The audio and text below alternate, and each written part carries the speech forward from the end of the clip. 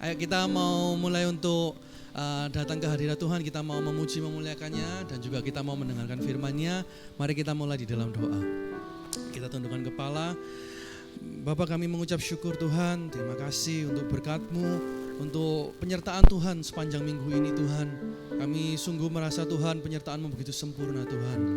Dan hari ini kami datang Tuhan ke Sunday Service hari ini untuk kami memuliakan nama-Mu. Kami meninggikan nama-Mu lebih lagi ya Tuhan. Terima kasih Tuhan, kami juga mau mendengarkan sebagian dari firman-Mu. Biarlah Tuhan yang berbicara kepada setiap dari kami, Tuhan yang benar-benar kasih kami Tuhan apa yang Tuhan mau sampaikan melalui hamba-Mu Pak Agus Tuhan hari ini ya Tuhan. Terima kasih Tuhan, kami siap untuk memulai ibadah kami pada pagi hari ini Tuhan. Di dalam nama Tuhan Yesus kami berdoa dan mengucap syukur. Haleluya, amin. Saya undang semuanya untuk bangkit berdiri. Kita mau semangat memuji Tuhan, amin.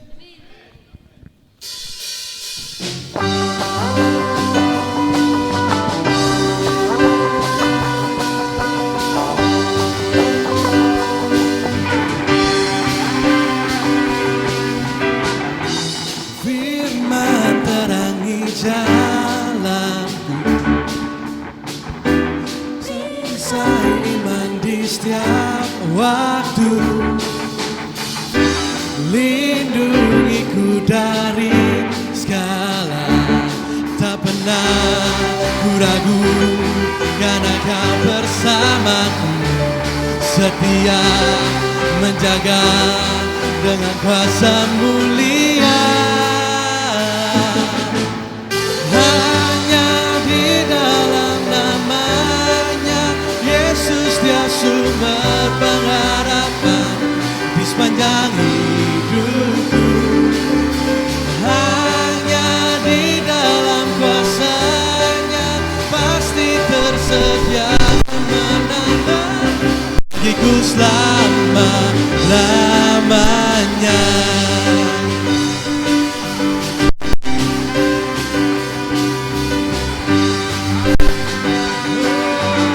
Kebenaran yang bebaskan, kebenaran yang bebaskan, selalu berikan ku kekuatan hadapi segala tantangan. Tak pernah ku ragu, karena Dia bersamaku, setia menjaga dengan kuasa mulia. Hanya di dalam nama-Nya Yesus, Dia sumber pengharapan di sepanjang hidupku. Hanya di dalam kuasa-Nya pasti tersedia kemenangan bagiku selama-lamanya.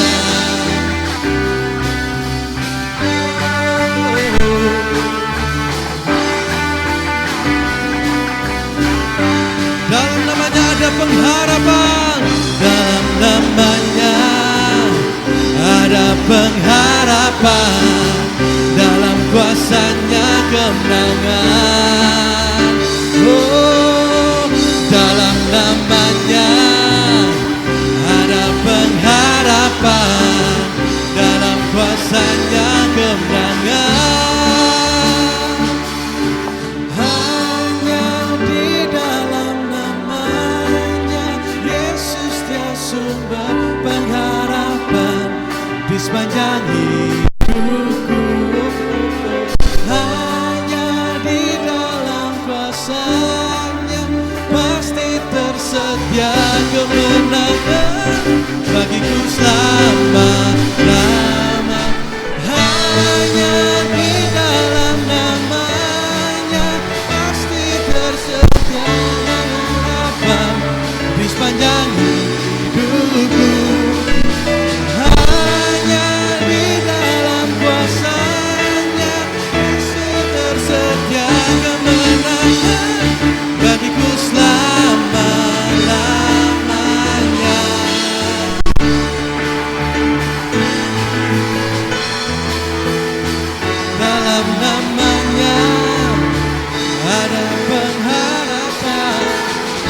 dalam kuasa-Nya kemenangan.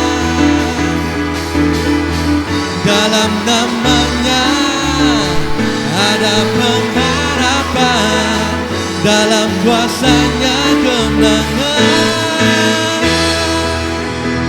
Sorak-sorak buat Tuhan kita. Saya persilakan duduk kembali. Mari kita siapkan diri kita untuk kita mendengarkan firman Tuhan. Terima kasih Tuhan untuk penyertaan-Mu yang begitu sempurna Tuhan. Terima kasih untuk Roh Kudus yang selalu menyertai kehidupan kami Tuhan. Pagi hari ini kami ingin Tuhan diingatkan kembali terus untuk mengundang hadirat Roh Kudus dalam kehidupan kami. Karena kita pasti gak kuat untuk berjalan sendiri. Kita perlu bantuan-Mu Tuhan. Kita perlu bantuan Roh Kudus untuk ada dalam kehidupan kami. Oh, terima kasih Tuhan. Terima kasih Yesus.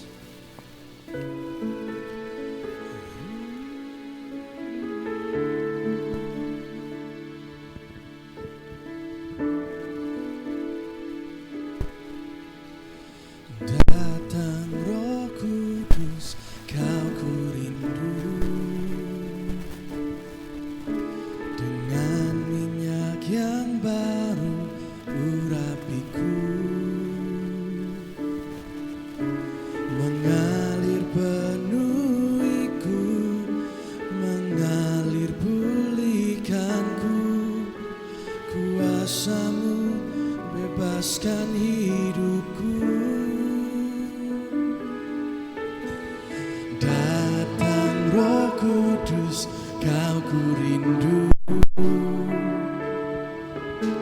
Dengan minyak yang baru urapiku, mengalir penuhiku, mengalir pulihkanku. Kuasa-Mu bebaskan hidupku. Satu yang ku rindu, bersekutu denganmu.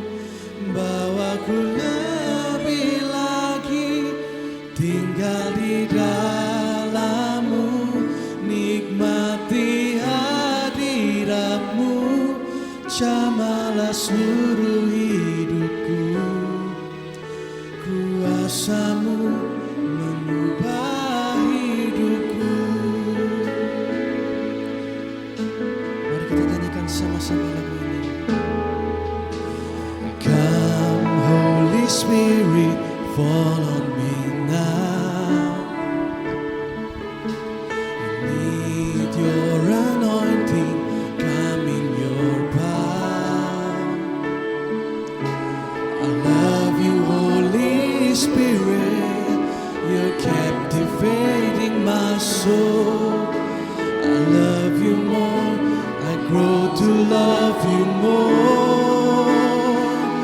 I'm reaching for your heart, you hold my life in your hand, drawing me closer to you.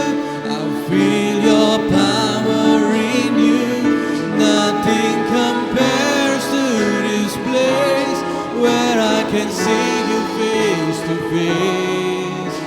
I worship you in spirit and in truth. I'm living for your heart, you hold my life in your hand, drawing me closer to you.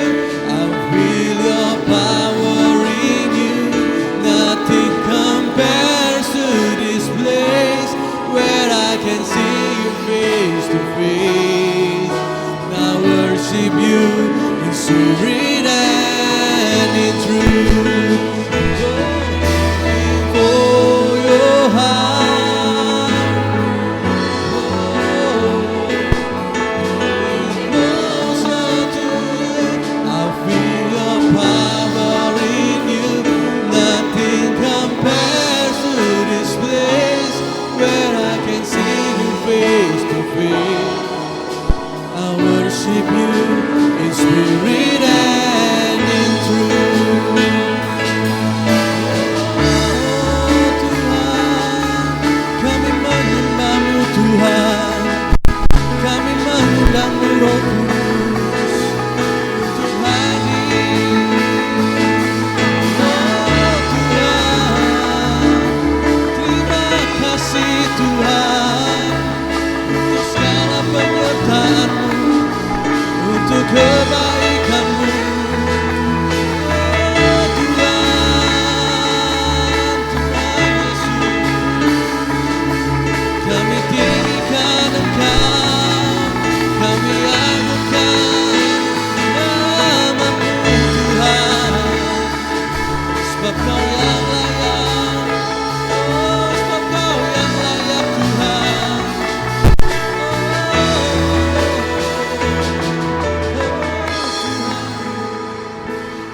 reaching for your heart. You hold my life in your hand, drawing me closer to you. I feel your power in you. Nothing compares to this place where I can see you face to face. I worship you in spirit and in truth. I'm reaching for your heart. You hold my life in your hand, drawing me closer to you. I feel your power in you. Nothing compares to this place where I can see you face to face. I worship you in spirit and in truth. I worship you in spirit and in truth. I worship you in spirit and in truth.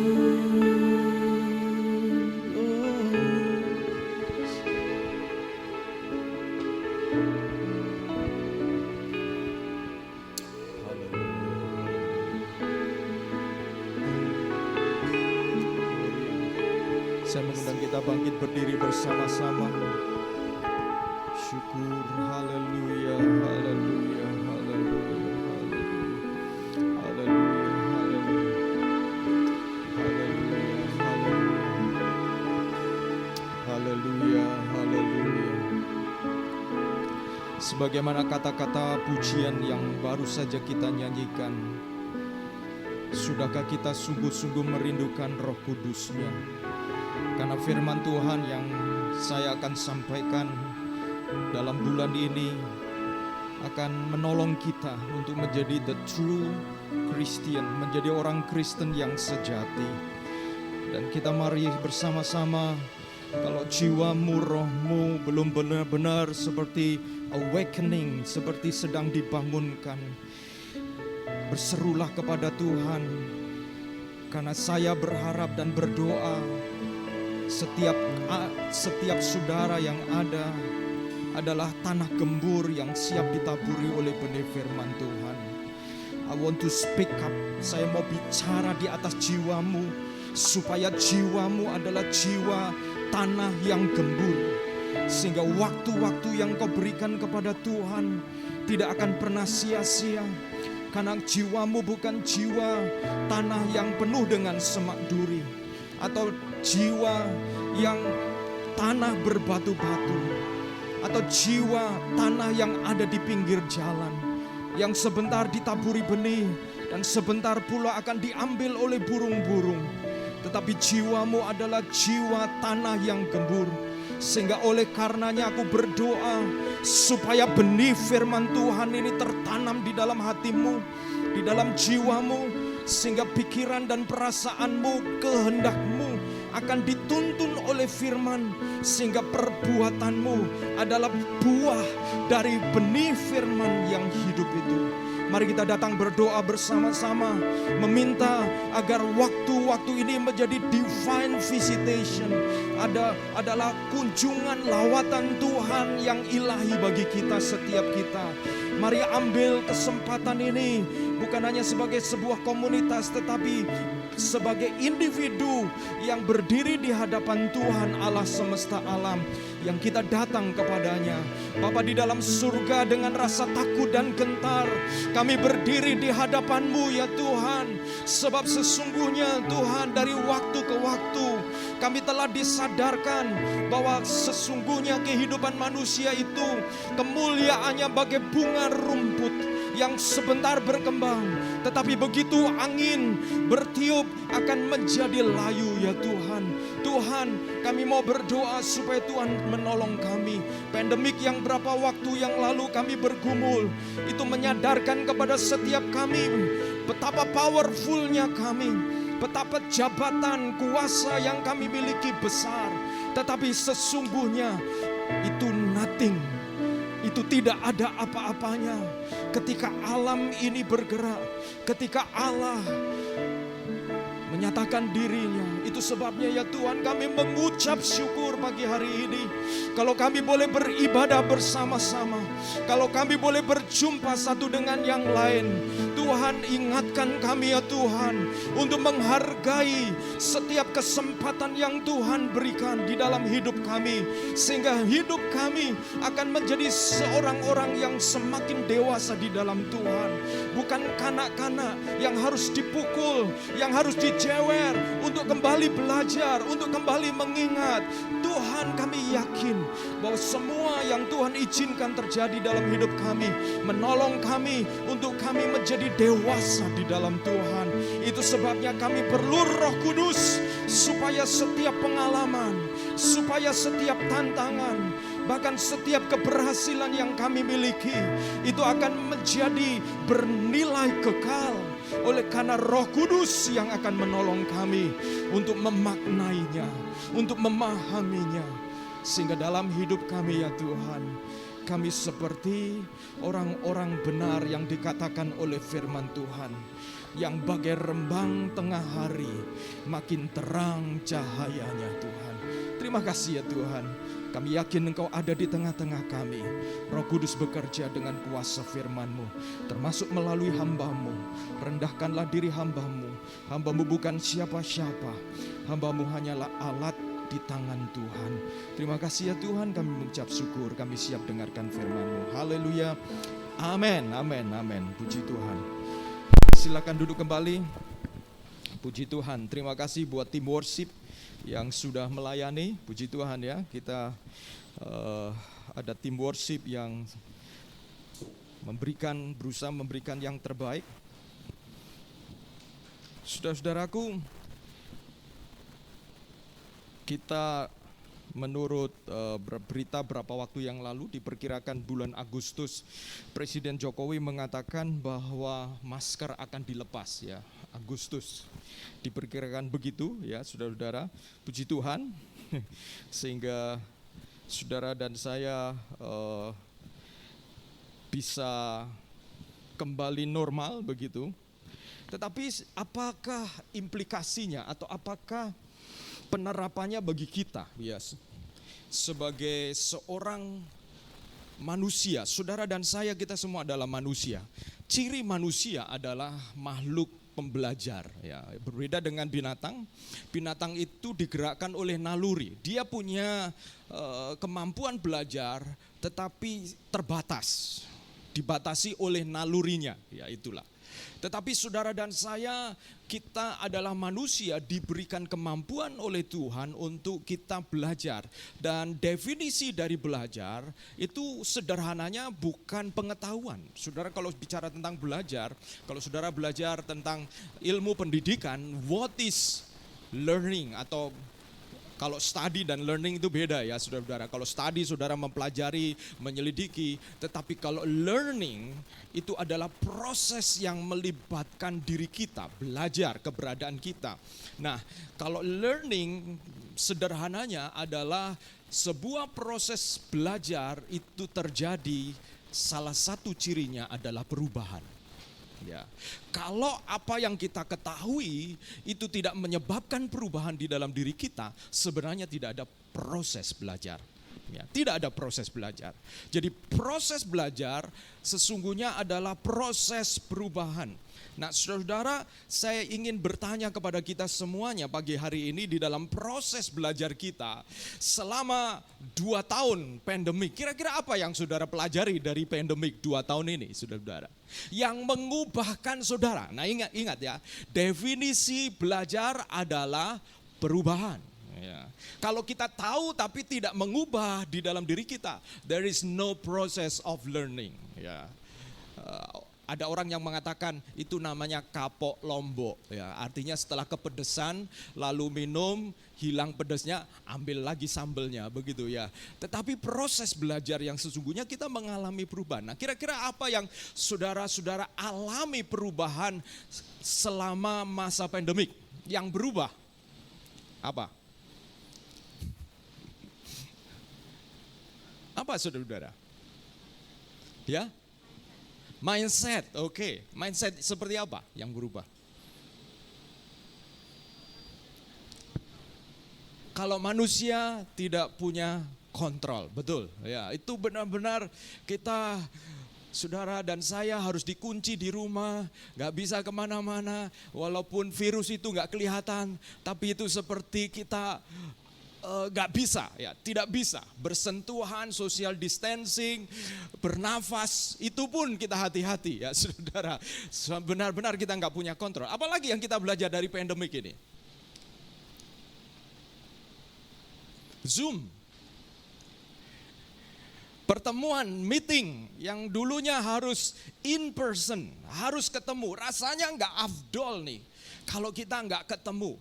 Tapi ketika meeting harus dilakukan dengan Zoom sekarang, saya sering mengadakan meeting dan bersama dengan beberapa orang yang kadang-kadang berada di tempat yang berbeda-beda, kami harus lakukan dengan Zoom. Dan kesimpulan kami beberapa waktu yang lalu, kesimpulan kami ternyata meeting dengan Zoom jauh lebih efektif. Meeting ya, hal-hal yang harus diurus karena hal-hal yang biasanya dilakukan kalau dalam pertemuan in person ada ngobrol ngalor ngidul dan lain sebagainya, itu di-cut pada waktu kita Zoom, langsung in business ya, langsung dengan urusannya. Zoom menjadi sesuatu yang biasa ya, yang ada banyak hal yang kemudian, contoh yang lain, saudara-saudara yang menikah pada waktu masa pandemik. Gambaran pernikahan yang harus wow, ternyata saudara-saudara harus menelan bahwa pernikahan yang penting adalah ada beberapa syarat utama. Nah saudara-saudara, apa yang kita alami beberapa waktu yang lalu itu memaksa kita untuk belajar. Nah saya juga mengajak saudara-saudara untuk belajar dengan tujuan kita mengalami perubahan. Apa yang kita mau pelajari? Saya mau mengajak saudara-saudara bukan melihat ke masa lalu, tetapi coba membayangkan ke masa yang akan datang. Saya ingin tanya kepada saudara, saudara tidak perlu jawab karena ini adalah sebuah proses. Tapi saya ingin tanya per hari ini, apakah saudara yakin saudara masuk surga per hari ini? Tidak perlu dijawab. Jawab dalam hati. Andai kata saudara menjawab, Anda menjawab, ya Pak, saya yakin saya masuk surga. Hari ini kalau Tuhan Yesus datang, saya masuk surga. Oke, itu keyakinan. Tetapi saya ingin tanya yang berikutnya. Bagaimana Anda yakin bahwa Anda masuk surga per hari ini? Lalu muncullah jawaban. Karena saya percaya kepada Yesus. Oke, saya mau tanya sekali lagi. Kalau Anda percaya kepada Yesus, apakah Anda hari ini pasti masuk surga?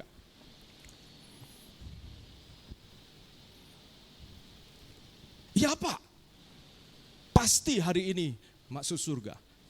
Lalu bagaimana dengan firman Tuhan yang mengatakan iman tanpa perbuatan mati? Apakah percayamu ini percaya yang hidup atau percaya mati? Saya percaya Yesus, Pak. Tetapi percaya yang dimaksud dengan saya percaya Yesus, apakah kadarnya, apakah standarnya itu seperti yang dimaksudkan oleh firman Tuhan? Itu yang kemudian kita perlu jawab. Apakah saya masuk surga? Karena saya percaya kepada Yesus, saya pasti masuk surga. Apakah kepastian ucapan saudara dan saya itu menjadi jaminan untuk kita masuk surga? Tidak. Karena saudara bisa ketemu tukang jamu yang bisa ngomong pasti. Apakah obat yang diminum itu sembuh? Dia ngomong pasti. Tetapi khasiat obat itu tidak semata-mata ditentukan oleh keyakinan yang diucapkan oleh tukang obat.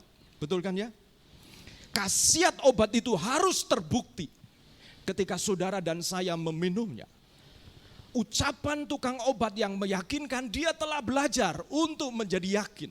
Tetapi apakah itu menyembuhkan atau tidak, itu tergantung obatnya. Saudara-saudara, saya mau tunjukkan bahwa di dalam dunia yang lahiriah, yang jasmaniah ini saja, itu selalu ada dua hal, ada dua tahap, saudara-saudara. Saya tidak percaya dengan sekali selamat tetap selamat. Kenapa? Karena saya mau tunjukkan kepada saudara-saudara bahwa di dalam dunia yang kita kasat mata, yang kita kelihatan oleh mata saja, kita telah diajarkan bahwa ada dua hal, ada dua tahap yang terus kita alami, saudara-saudara.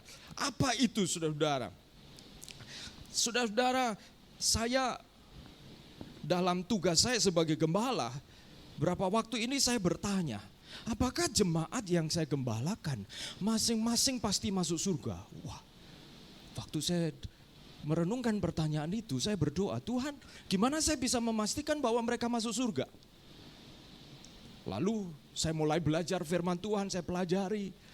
Dan menurut saya tugas terbesar saya sebagai hamba Tuhan adalah memastikan saudara sampai kepada tujuan. Dan ketika saya mulai berpikir, saya memastikan masuk surga. Bagaimana kita bisa masuk surga? Di dalam roh saya ada satu keberanian untuk saya berbicara ya di atas ya dan tidak di atas tidak. No matter, gak masalah. Saudara bagaimana, apapun kedudukan saudara, bagaimana saudara menjadi orang Kristen, saya tidak peduli. Tapi saya mau bicara di atas kebenaran firman Tuhan, karena menurut saya ketika saya belajar untuk menjadi gembala yang baik seperti Yohanes pasal 10 ayat 10, kalau pencuri datang, itu datang untuk kemudian mencuri dan kemudian membinasakan. Tetapi gembala yang baik datang untuk memberi hidup yang berkelimpahan. Khotbah yang lalu mengingatkan saya bahwa gembala atau domba-domba di hadapan Tuhan itu begitu berharga. Dan itulah yang kemudian membawa saya kepada pertanyaan ini dan kepada renungan kita selama 1 bulan ini, saudara-saudara. Ada dua hal yang kalau kita perhatikan, saudara yang menikah atau saudara yang pacaran. Kalau saudara pacaran, itu ada dua hal juga. Yang jelas, yang sangat jelas adalah pernikahan. Yang pertama saya sebut event. Event itu peristiwa. Di mana saudara dan saya pada waktu yang menikah, hari pernikahan, pemberkatan nikah itu event. Itu sebuah peristiwa yang sesudah itu saudara-saudara disyahkan sebagai suami istri. Saudara pergi ke hotel, saudara pergi kemana-mana, gak ada yang memusingkan saudara-saudara. Tapi kalau saudara masih pacaran, saudara tidur satu kamar, saudara-saudara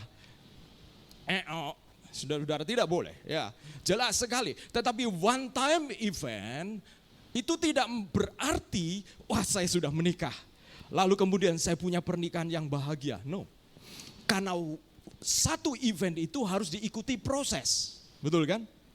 Proses membangun pernikahan itu. Sampai saudara-saudara pernikahan itu terbangun, saudara-saudara. Saya sering mengatakan dalam konseling pranikah saya, pernikahan itu seperti punya mobil. Kalau kita nggak pernah cek oli, kalau kita nggak pernah cek ban dan lain sebagainya, kita pakai terus satu kali selama datang. Anda akan di jalan tol dan tiba-tiba bannya meletus, tiba-tiba radiator terbakar dan kita kemudian menderita. Kita kemudian cari towing untuk derek mobil kita, cari bantuan dan lain sebagainya. Kita tidak mau mengalami itu, periksa pernikahan. Nah, kita sudah diajarkan hal-hal yang seperti ini secara lahiriah. Itu jelas sekali, ada event, ada proses. Naik pesawat, ada event, saudara beli tiket, betul kan? Saudara beli tiket, keluarkan uang, beli tiket dengan tujuan jelas. Saya mau ke Bali, tujuannya jelas. Saya mau ke surga, oke jelas. Beli tiket, tiketnya apa? Percaya Yesus, haleluya. Tapi saya mau tanya, apakah ketika saudara sudah punya tiket, pasti saudara sampai ke Bali? Belum tentu. Kalau Anda tidak pernah pergi ke bandara dan check in tepat waktu, bukan seenaknya sendiri. Karena sudah punya tiket, lalu pesawat jam 8. Saya karena sudah punya tiket. Saudara datang jam 9 atau jam 10. Lalu ditolak. Maaf, pesawat Anda sudah take off. Saya sudah punya tiket. Ya punya tiket. Ini loh tiketnya, saya tunjukkan betul. Dan saya sudah bayar duit. Betul, duitnya asli atau tidak? Asli. Keluar dari kocek saudara-saudara. Tetapi tiket itu tidak membuat saudara serta-merta bisa naik ke pesawat dan kemudian melakukan perjalanan sampai ke Bali. Kenapa?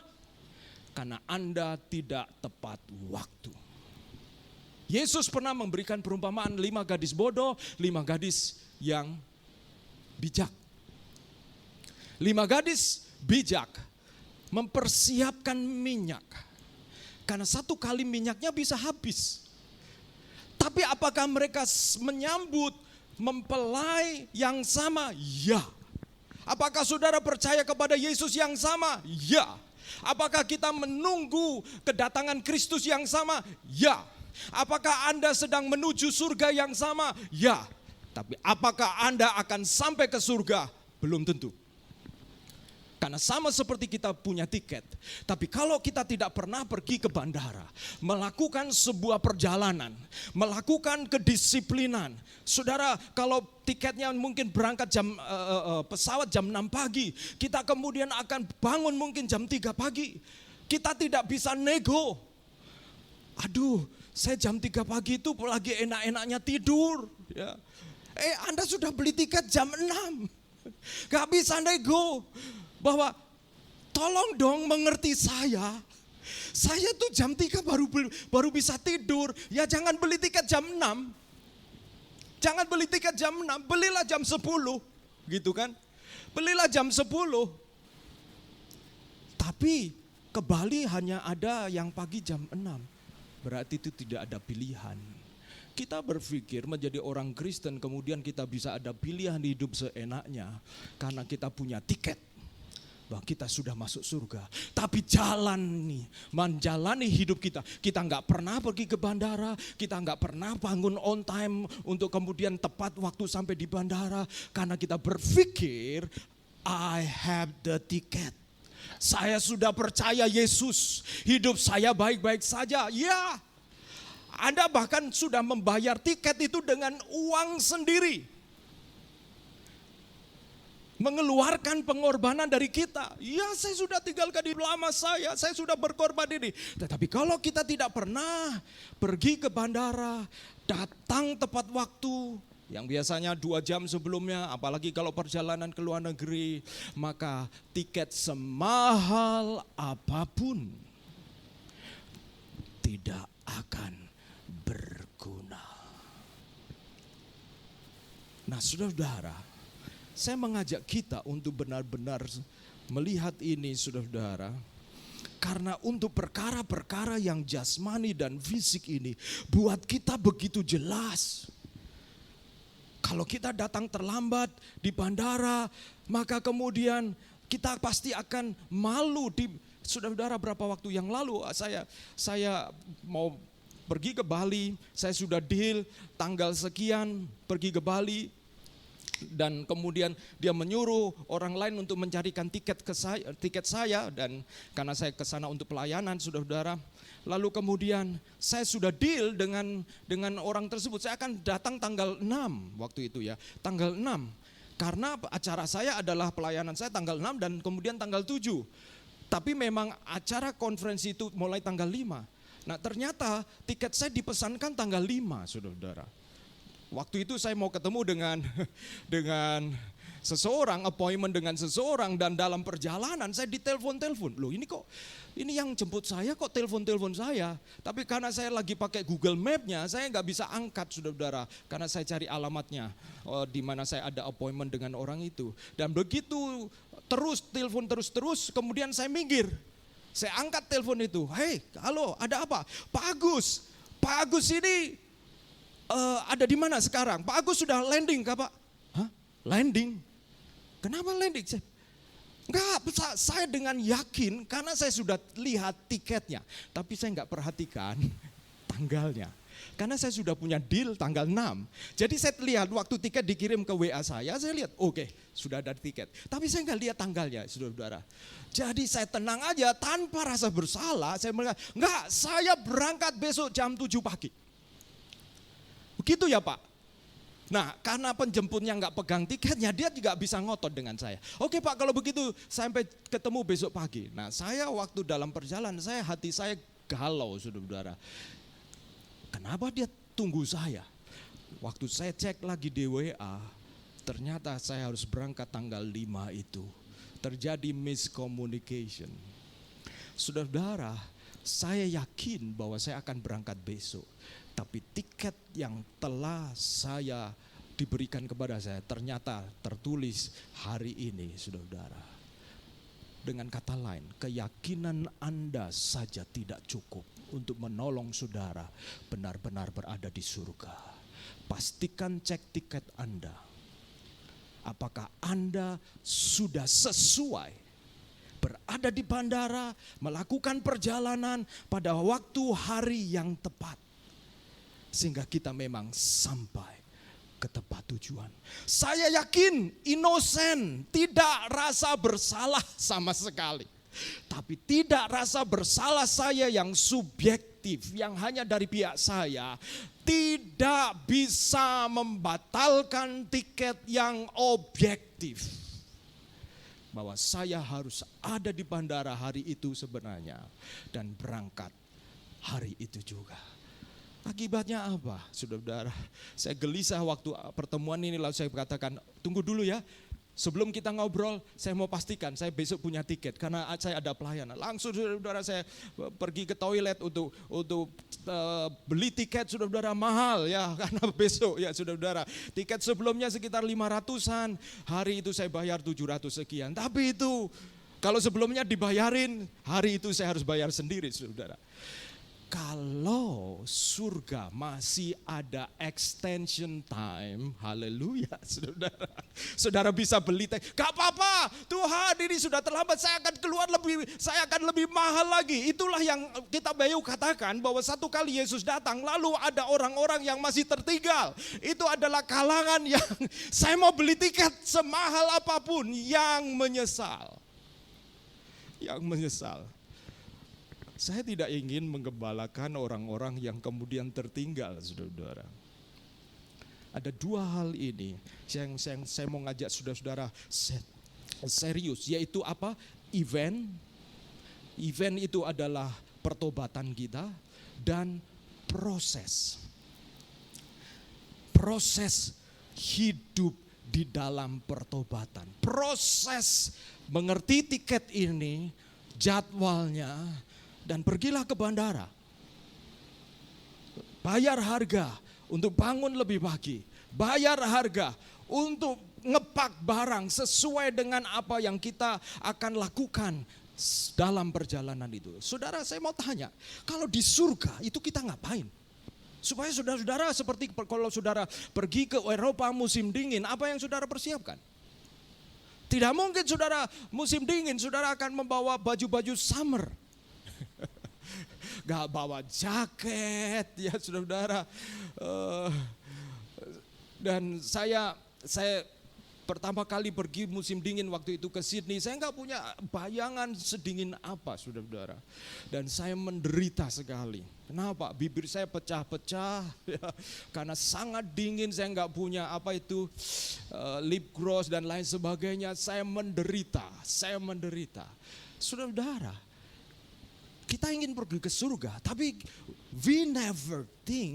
kita tidak pernah berpikir surga itu seperti apa yang membuat kita bisa masuk ke sana karena kita mempersiapkannya. Apa yang lahiriah ini telah memberikan pelajaran kepada kita. Kita berpikir, ya karena surga kita nggak tahu, pokoknya yang penting saya masuk surga. Saudara-saudara, apakah kita layak masuk surga? Kalau kita tidak siap, kita tidak layak menjadi warga surga. Kenapa? Karena di surga digambarkan ada kehidupan tertentu, saudara-saudara.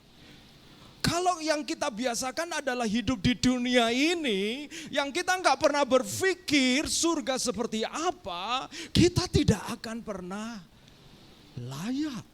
Sama seperti saudara, karena kenapa? Karena pasti akan ada penderitaan.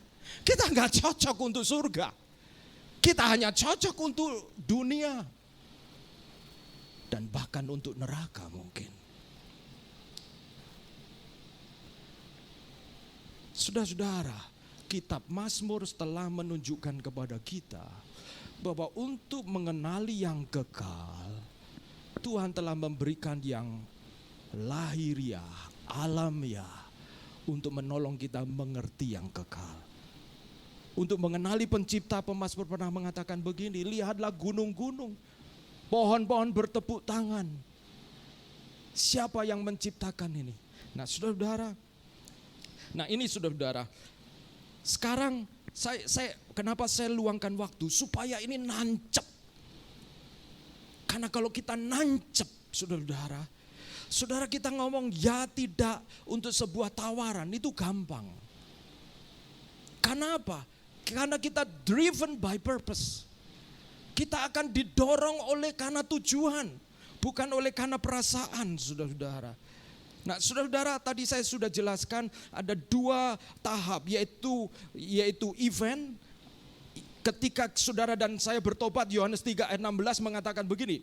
Ya, hari ini khotbah saya berjudul menjadi kediaman Roh Kudus. Dan Yohanes 3 ayat 16 mengatakan, karena begitu besar kasih Allah akan dunia ini sehingga ia telah mengaruniakan anaknya yang tunggal, supaya setiap orang yang percaya kepadanya tidak binasa, melainkan beroleh hidup yang kekal. Ayat ini seringkali dipakai sebagai, saya sudah percaya kepada Yesus dan saya tidak akan binasa.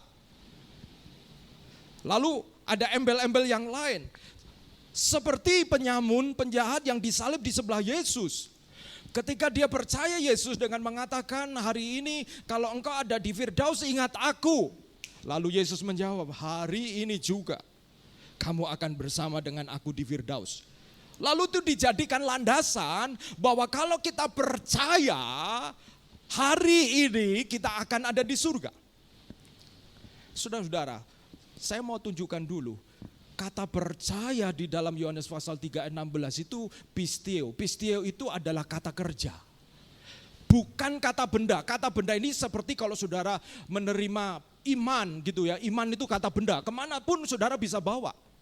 Tetapi kata kerja seperti love, kata kerja, kalau saudara nggak menunjukkan bahwa I love you, you love me, apakah love itu ada? Tidak.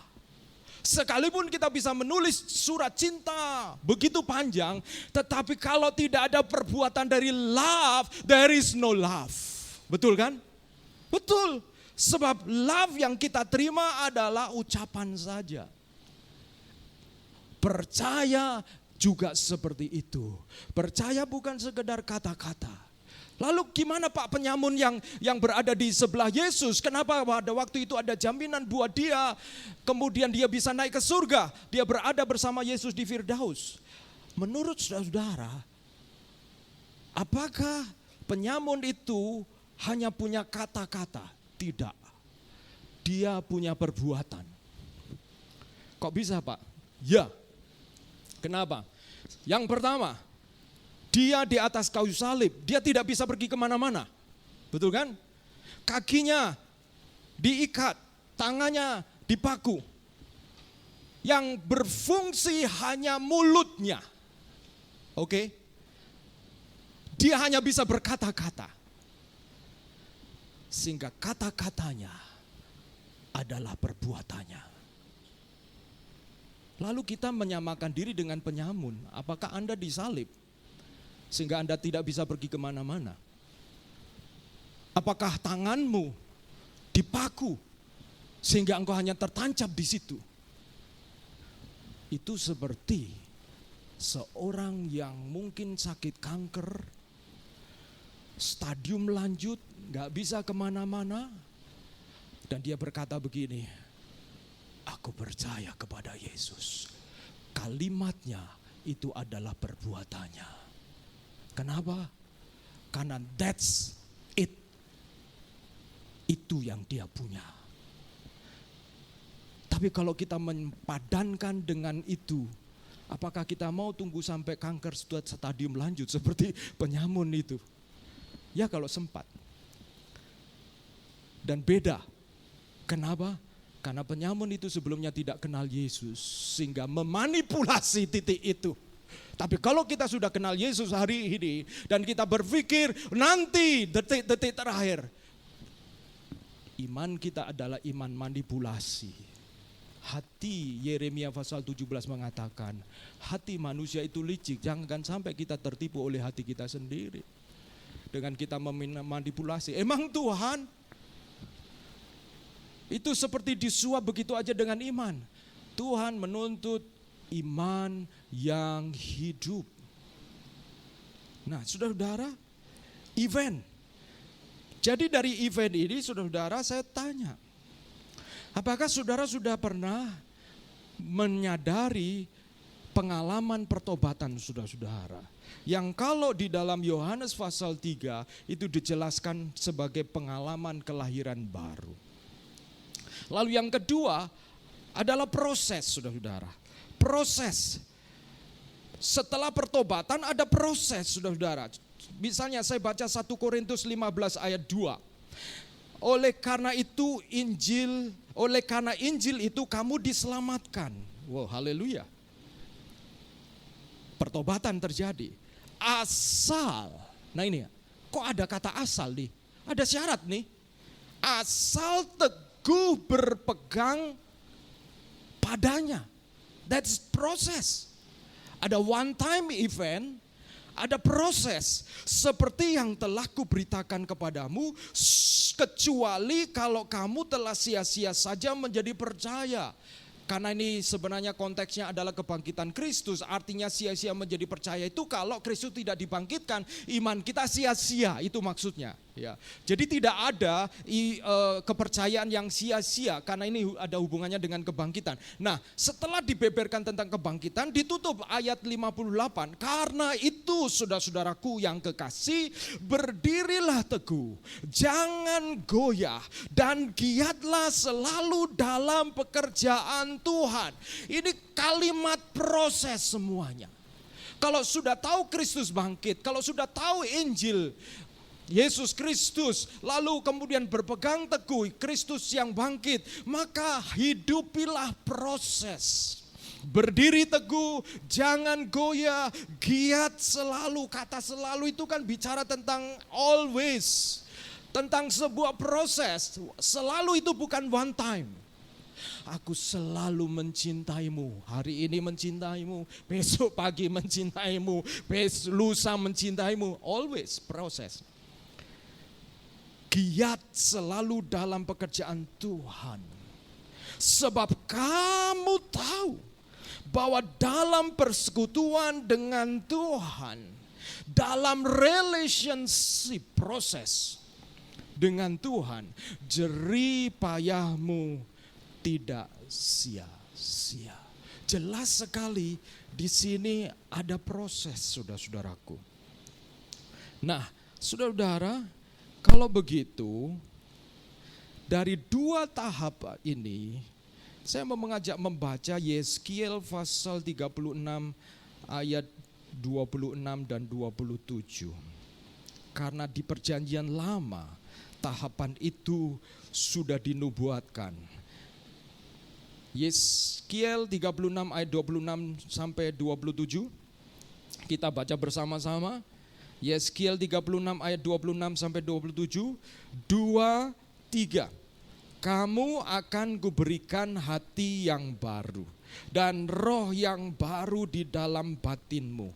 Dan aku akan menjauhkan dari tubuhmu hati yang keras dan kuberikan kepadamu hati yang taat. Rohku akan kuberikan diam di dalam batinmu dan aku akan membuat kamu hidup menurut segala ketetapanku dan tetap berpegang pada peraturan-peraturanku dan melakukannya.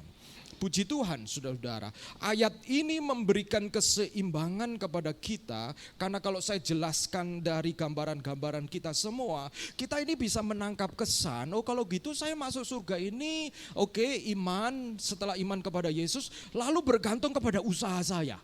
Kayaknya begitu kan? Penjelasan pergi ke bandara, bangun tepat waktu, gitu-gitu kan? Itu kan bergantung kepada saya. Nah, saudara-saudara, ayat ini memberitahu kita, dinubuatkan di perjanjian lama bahwa ada satu kali masa di mana Tuhan akan memberikan kita, kamu akan Tuhan yang memberi, inisiatif dari Tuhan. Berikan hati yang baru, roh yang baru di dalam batinmu, dan aku akan menjauhkan dari tubuhmu hati yang keras, dan kuberikan kepadamu hati yang taat. Rohku akan kuberikan diam di dalam batinmu.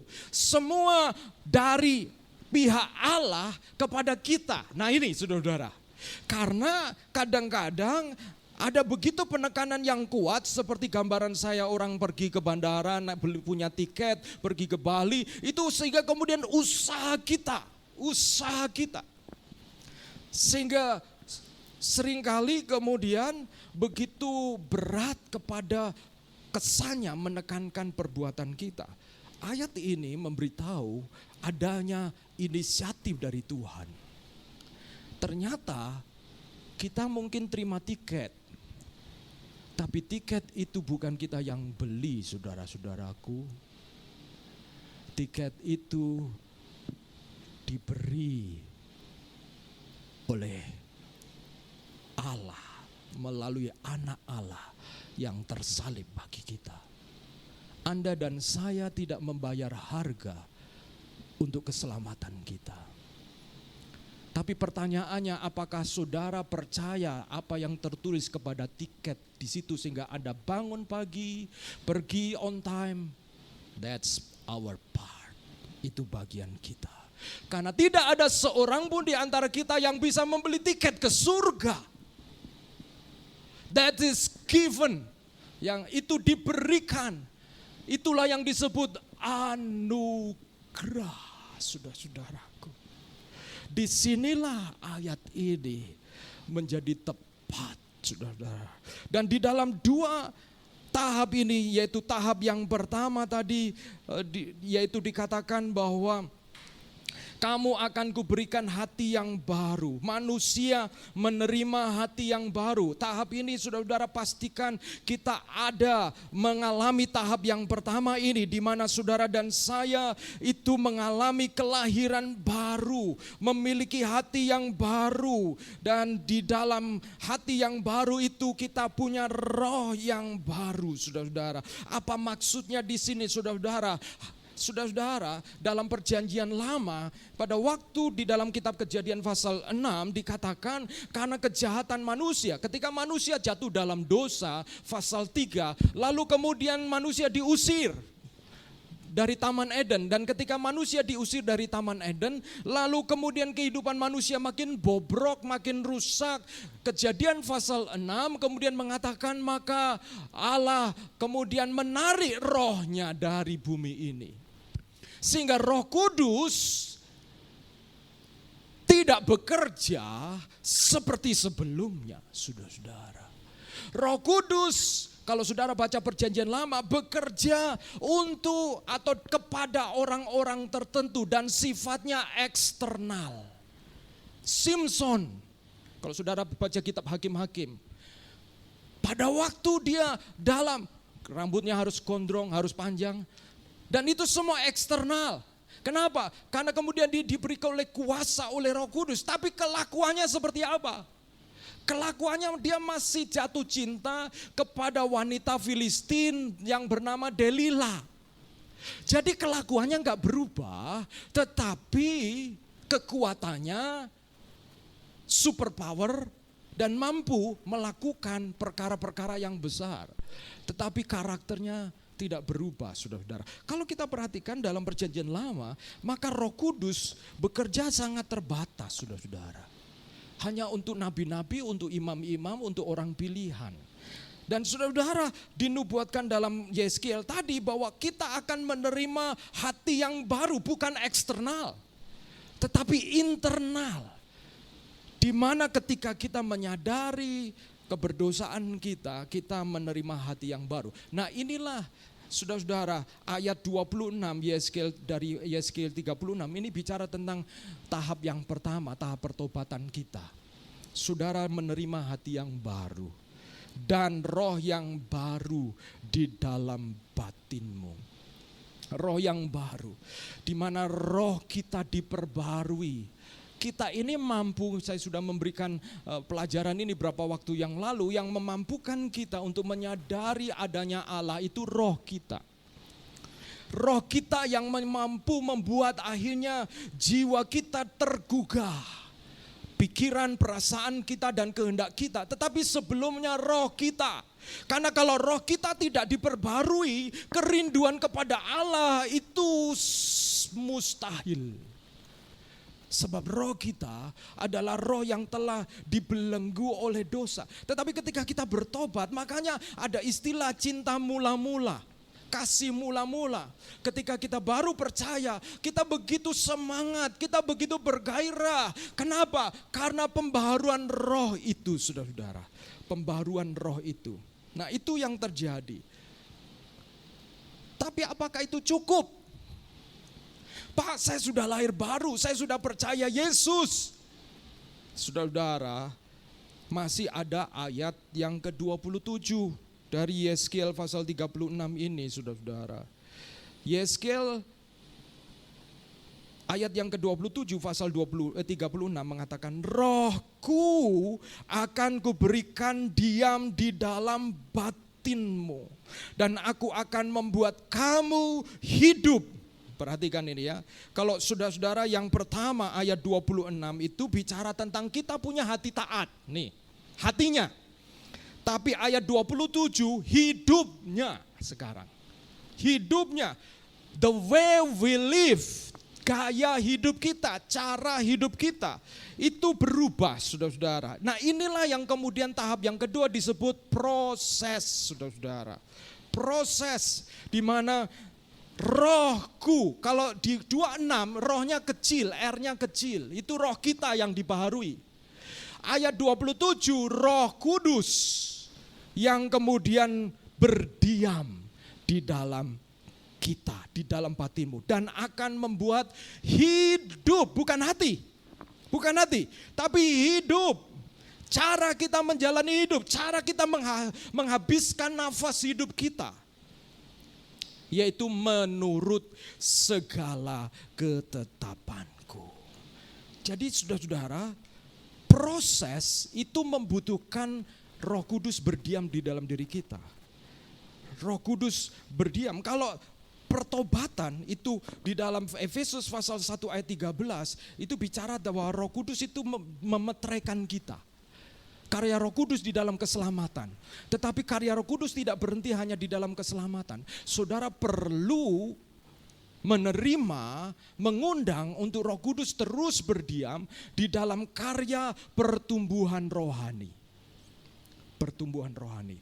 Dan itu Yeskel pasal 36 ayat 27 di mana rohku akan berdiam di dalam kamu dan kamu hidup menurut ketetapan-ketetapanku. Pertanyaan berikutnya, saya mau tutup dengan pertanyaan.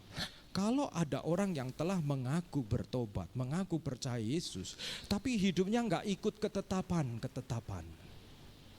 Hidupnya, kalau bahkan saudara-saudara membaca Roma pasal 12 ayat 9 sampai ayat 21, itu menarik. Ada satu terjemahan yang memberi judul perikopnya Mark of True Christians. Tanda-tanda dari kekristenan yang sejati. Dan kalau saudara baca Roma pasal 12 ayat 9 sampai 21 setelah bicara tentang mempersembahkan tubuh, itu dijelaskan di situ. Kamu kasih satu dengan yang lain, balas kebaikan dengan kejahatan. Kejahatan dengan kebaikan. Ya, bukan kejahatan dengan kebaikan. Balaslah kejahatan dengan kebaikan. Lalu bersukacitalah. Rohmu harus menyala-nyala. Semua ini tanda dari kekristenan sejati. Kalau saya simpulkan, kalau saudara dan saya sudah bertobat, lalu harus ada tanda-tanda bahwa Roh Kudus berdiam di dalam diri kita. Apa tandanya, saudara? Tandanya yaitu kita akan menurut ketetapan Allah, itu tandanya. Kita mengikuti taat kepada firman Tuhan. Tandanya yang lain, kita punya sukacita.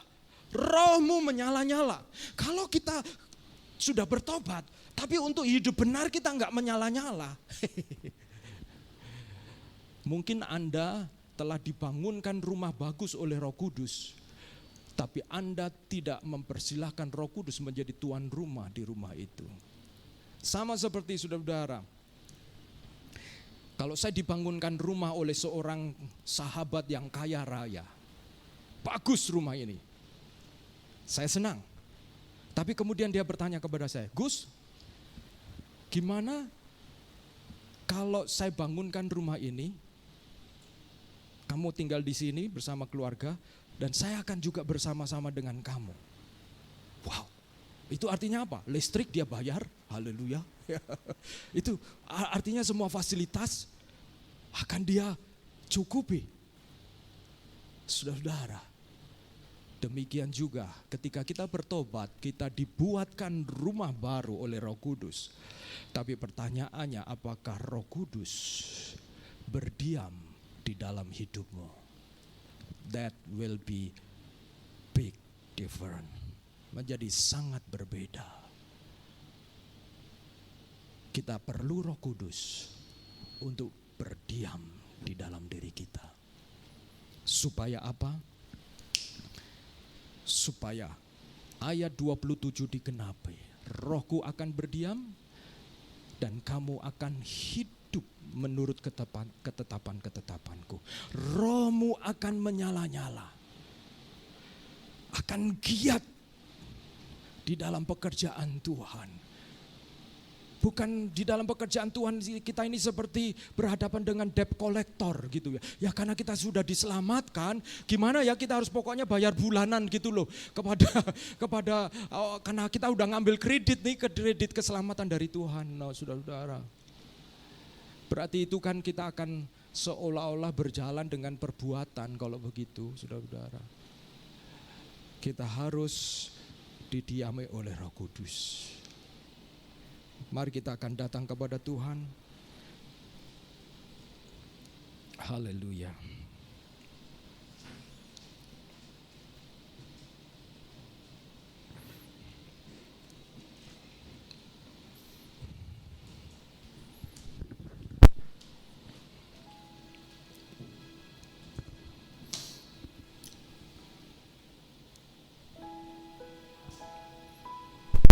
Saudara-saudara,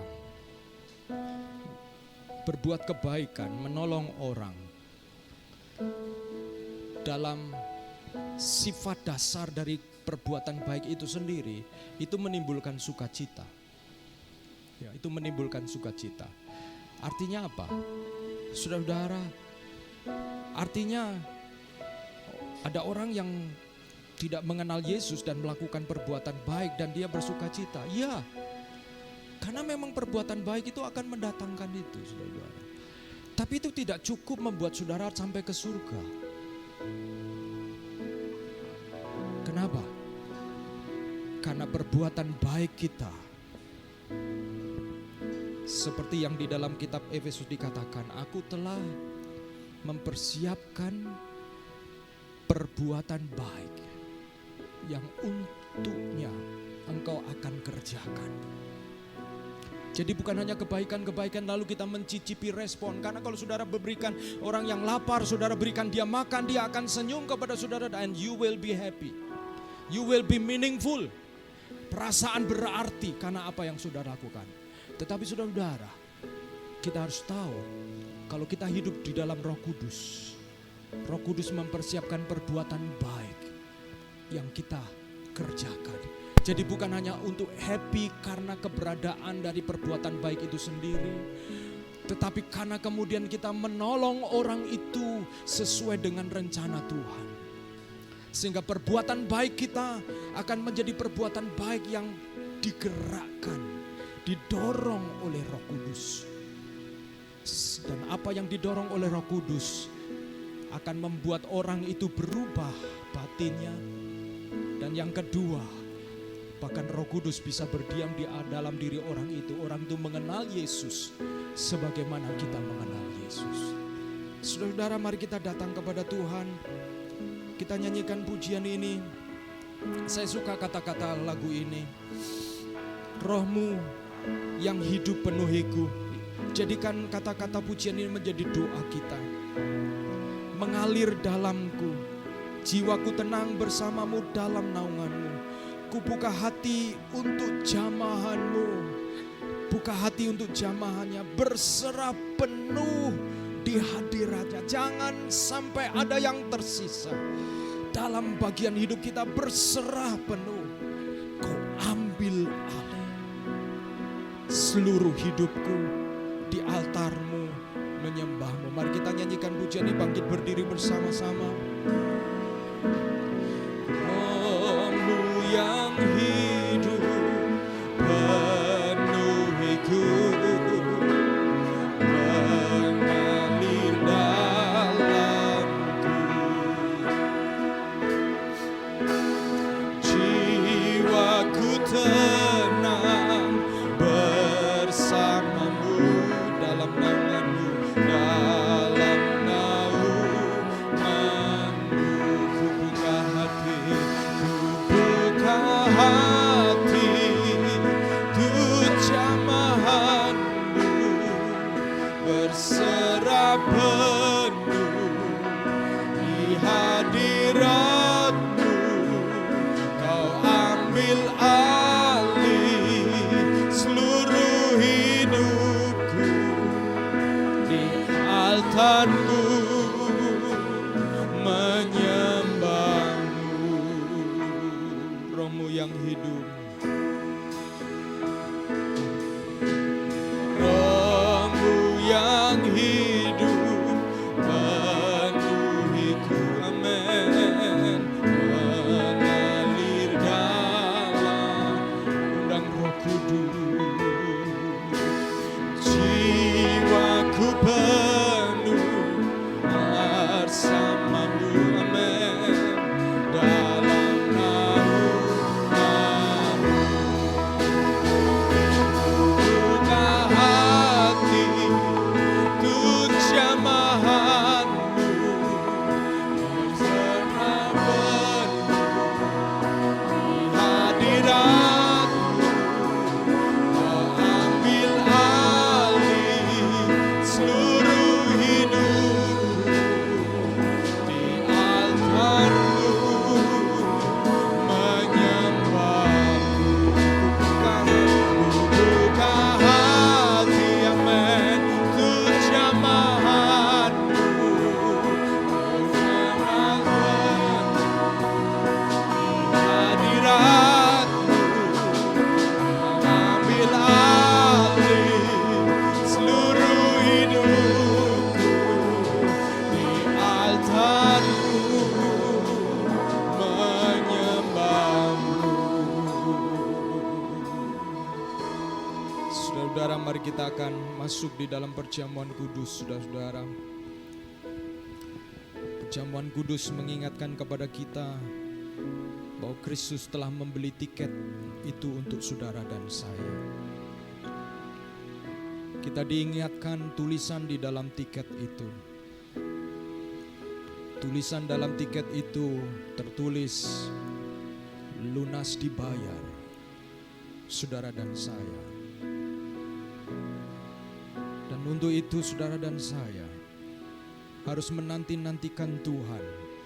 Dalam proses menantikan Tuhan itu, pastikan kau pergi ke bandara, pastikan kau bangun pagi, pastikan kau mengusahakan apa yang ada di dalam koper hidupmu itu sesuai dengan surga. Apa yang ada di dalam koper hidupmu itu bukan untuk yang sementara itu.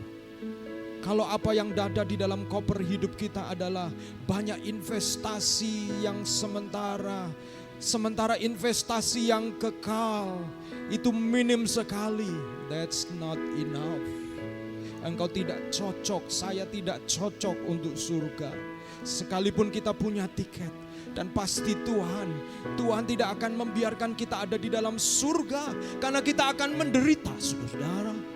Karena kita tidak siap ada di dalam surga. Kita tidak siap punya komunikasi, punya relationship dengan Tuhan. Di mana di surga itu rumah Tuhan ada di sana. Sementara kalau kita di muka bumi, kita begitu sangat minim investasi kita dengan Tuhan. Bagaimana kita bisa siap untuk surga? Saudara-saudara, mari kita akan berpikir waras, sehat. Karena itu yang Tuhan berikan kepada kita. Jangan izinkan hatimu menipu dirimu sendiri dengan berpikir kita pasti. Karena sesungguhnya ada proses selain event. Dan mari kita akan menghargai tubuh dan darah Tuhan yang menjadikan kita, setiap kita menjadi anak-anak Allah. Saya minta para singer membantu saya untuk mengedarkan unsur-unsur perjamuan Tuhan. Silakan.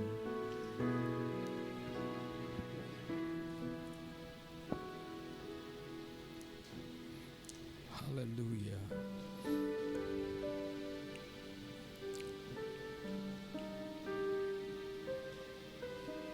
Amin. Haleluya.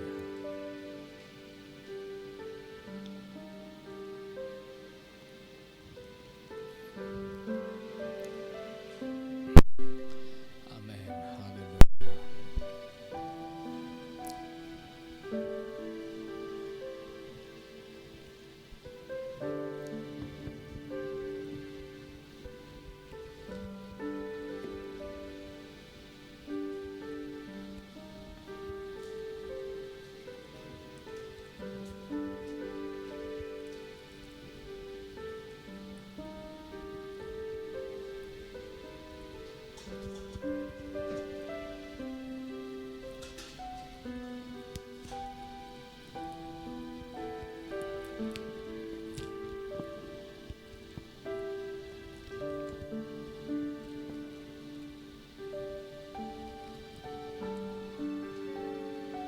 Saudara-saudara, persiapkan unsur perjamuan Tuhan dan kita akan berdoa bersama-sama. Kita datang kepada Tuhan dan minta pengampunan Tuhan. Periksa diri, periksa hati. Karena kita ada di dalam hadirat Tuhan. Mari kita datang kepada Tuhan.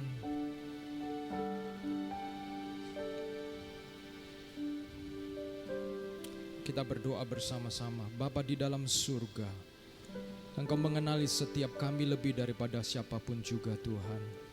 Tuhan, Engkau menolong kami. Kami harus bertempur di dalam dunia yang sementara ini. Untuk dari waktu ke waktu diingatkan akan kekekalan.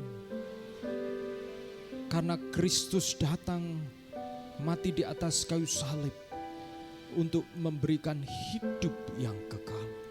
Bukan untuk memberikan hidup yang sementara ini untuk kemudian dikekalkan, bukan. Tetapi memberikan hidup yang kekal. Sehingga di dalam dunia yang sementara ini ya Tuhan, kami sedang mengerjakan perkara-perkara yang kekal itu ya Tuhan. Terima kasih ya Tuhan buat pengorbanan-Mu. Ampunilah setiap segala dosa dan kesalahan kami. Baik yang kami sengaja maupun yang tidak kami sengaja. Roh Kudus ingatkan kami supaya kami belajar untuk menyadari setiap titik-titik kelemahan dosa kami. Dan melaluinya ya Tuhan kami disadarkan untuk kami kembali hari ini menyerahkan diri kepada Tuhan. Dan biarlah melalui perjamuan Tuhan kami sekali lagi datang untuk mengucap syukur dan diingatkan bahwa Kristus akan datang kali yang kedua untuk menjemput setiap kami. Terima kasih ya Tuhan, dan kami berdoa apabila ada yang sakit, apabila ada yang lemah tubuh, apabila ada yang lemah di dalam jiwanya, biarlah melalui perjamuan Tuhan ini Roh Kudus akan kuatkan, Roh Kudus akan sembuhkan di dalam nama Yesus. Terima kasih ya Tuhan. Terima kasih Tuhan. Haleluya. Saudara-saudaraku, ambillah roti di tangan kanan kita. Dan kemudian angkatlah di hadapan Tuhan. Maka Yesus mengambil roti dan berkata, inilah tubuhku yang telah diserahkan bagi setiap kamu, yang telah dipecah-pecahkan bagi dosa-dosa kita, sehingga segala dosa dan kesakitan telah ditanggung di dalam tubuhnya, supaya oleh karenanya kita beroleh pengampunan. Mari kita akan makan bersama-sama dalam nama Yesus.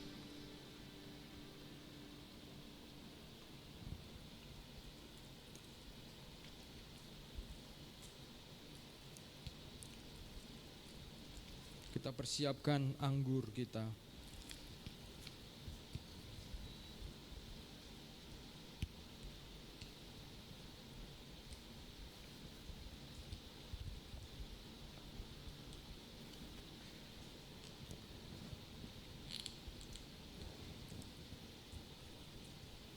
Saya mau pastikan kalau saudara mengalami kesulitan dengan cawan, di depan masih ada, saudara mau ganti. Karena nampaknya mungkin ada yang kesulitan, supaya semua dapat terlayani dengan baik. Ya, kalau tidak ada saudara-saudara, saya akan ganti saudara-saudara. Punya saya tidak bisa dibuka.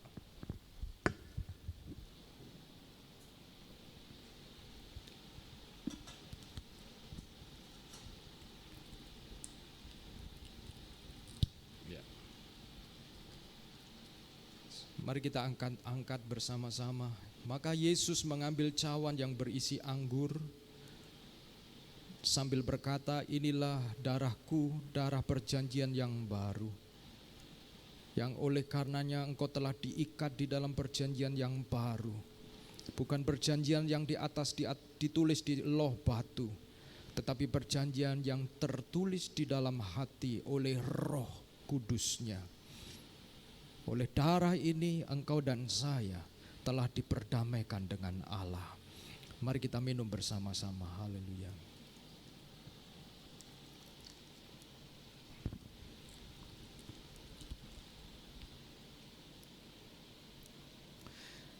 Mari kita akan mengucap syukur kepada Tuhan. Dan saya minta tolong untuk yang bisa berdoa mengucap syukur kepada Tuhan. Haleluya.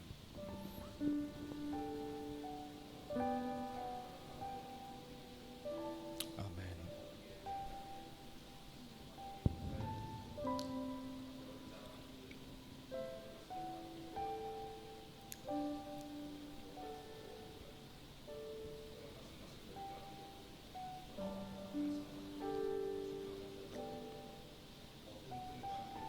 Amin.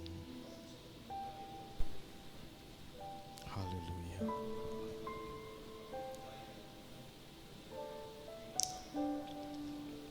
Haleluya. Amin. Puji Tuhan. Saya serahkan Devita untuk menyampaikan pengumuman.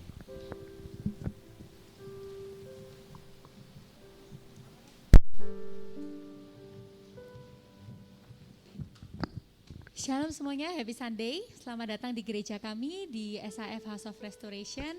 Semoga setiap saudara juga terberkati oleh firman Tuhan dan kebaktian kita pada pagi hari ini.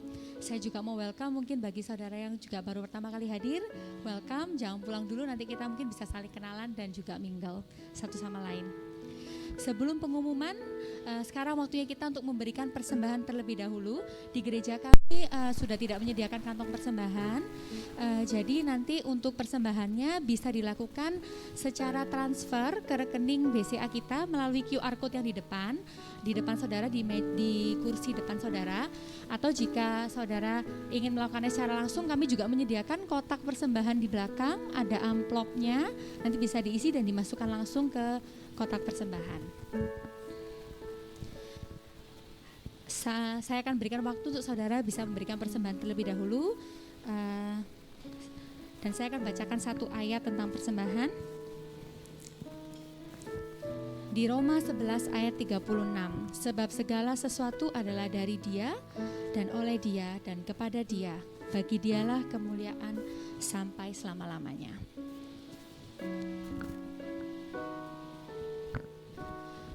Baik, saya akan mengumumkan untuk kegiatan kita selama seminggu ke depan.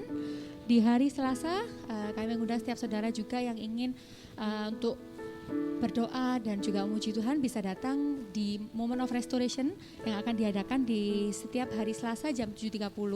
Untuk Moment of Restoration ini kita adakan secara online, dan nanti untuk linknya jika saudara ingin join bisa juga DM kita melalui Instagram atau dibagikan nanti di grup SIF.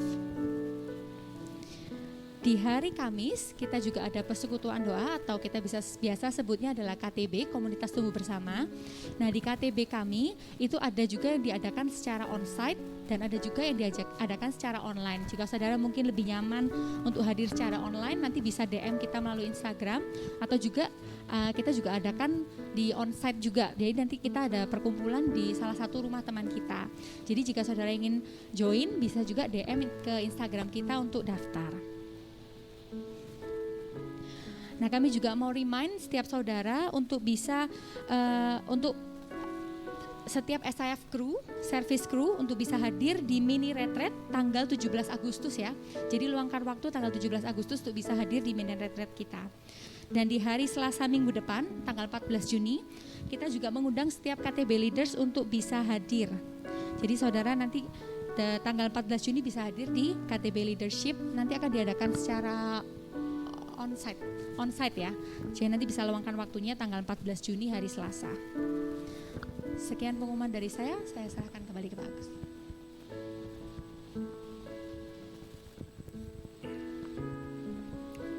Iya.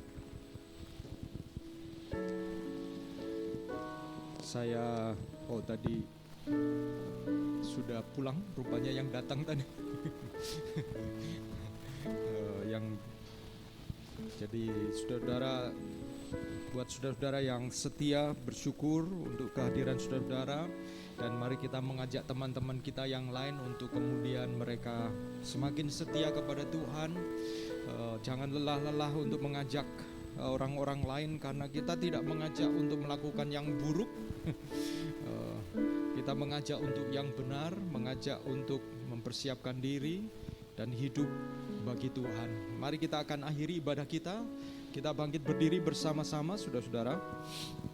Mari kita akan berdoa mengakhiri ibadah kita, dan sebagaimana khotbah renungan hari ini, setiap kita yang hadir pagi hari ini, mari kita mengundang Roh Kudus untuk berdiam di dalam diri kita. Roh Kudus berdiam di dalam diri kita. Kisah Rasul pasal 1 ayat 8 mengatakan, apabila Roh Kudus turun ke atas kamu, maka kamu akan menerima kuasa, dan kamu akan menjadi saksiku di Yerusalem, Yudea, Samaria, dan sampai ke ujung bumi. Ketika Roh Kudus kita terima, ada dua hal yang dikerjakan. Saudara menerima yang pertama menerima kuasa. Yang kedua, saudara mengalami pembentukan karakter. Menjadi saksi, itu pembentukan karakter. Itu yang Roh Kudus kerjakan dalam hidup kita. Mari kita datang kepada Tuhan, mengakhiri ibadah kita. Dan saya mengajak kita juga untuk datang di dalam doa-doa kita. Karena Roh Kudus tidak bisa diterima dengan kita hanya minum Fanta, Sprite. Roh Kudus hanya bisa diterima ketika saudara berdoa. Seperti gereja mula-mula, ketika saudara berdoa, Roh Kudus turun ke atas kamu. Mari kita datang kepada Tuhan, dan apabila ada di antara kita ada beban-beban, kita mau berdoa bersama-sama, mengajak saudara-saudara untuk menyerahkan diri kepada Tuhan. Saya minta tolong untuk leading bisa menutup di dalam doa, dan saya nanti akan berdoa doa berkat.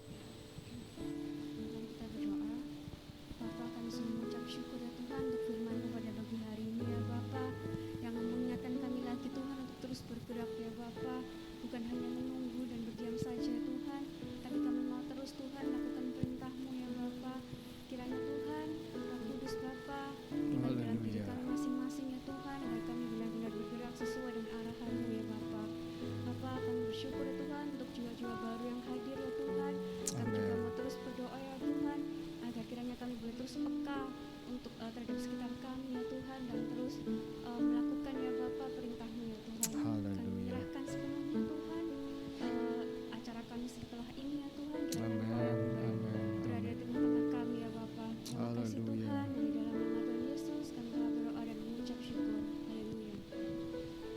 Angkatlah tanganmu dan terimalah berkat Tuhan. Tuhan menyinari engkau dengan wajah-Nya dan memberikan engkau kasih karunia. Diberkatilah engkau, dan Tuhan menghadapkan wajah-Nya kepadamu dan memberi kau damai sejahtera. Diberkatilah pelayananmu hari ini. Engkau yang sudah mempersiapkan segala sesuatu untuk memberi yang terbaik, diberkatilah Tuhan.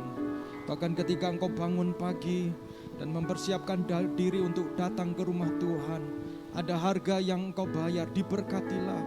Dan biarlah melalui itu semua otot-otot imanmu menjadi kuat, sehingga engkau akan menjadi orang-orang yang semakin dapat melihat orang benar hidup oleh imannya. Bukan hanya sekedar iman percaya keyakinan di bibir, tetapi iman yang menggerakkan engkau untuk berdedikasi. Iman yang menggerakkan engkau untuk berkomitmen. Iman yang menggerakkan engkau untuk membuat datang kerajaan surga di mana engkau berada.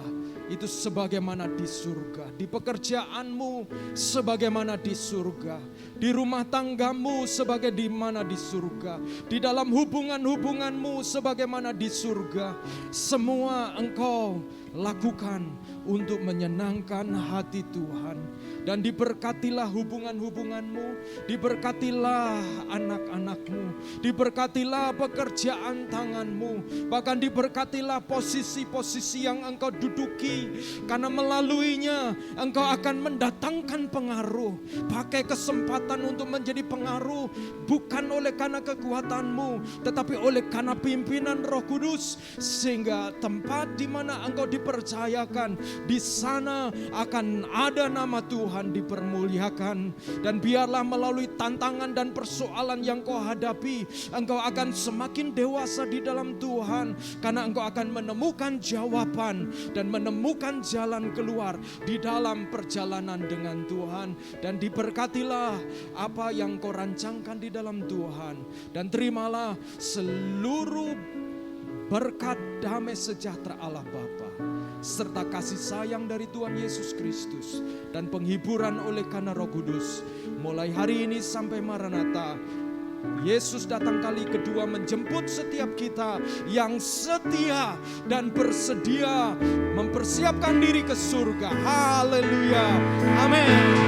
Jadikan aku indah yang kau pandang,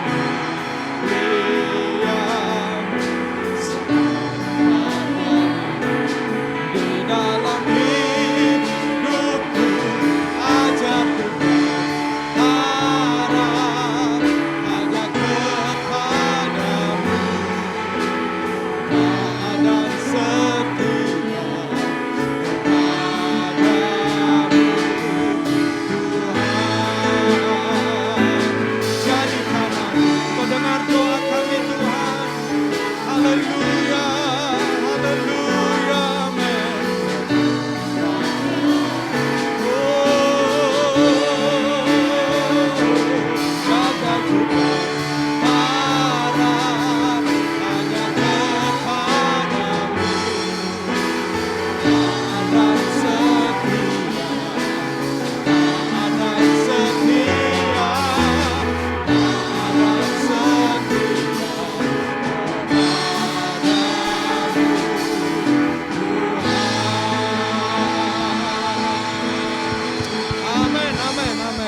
Happy Sunday, God bless you semua yang pelayanan, Tuhan Yesus berkati, amin.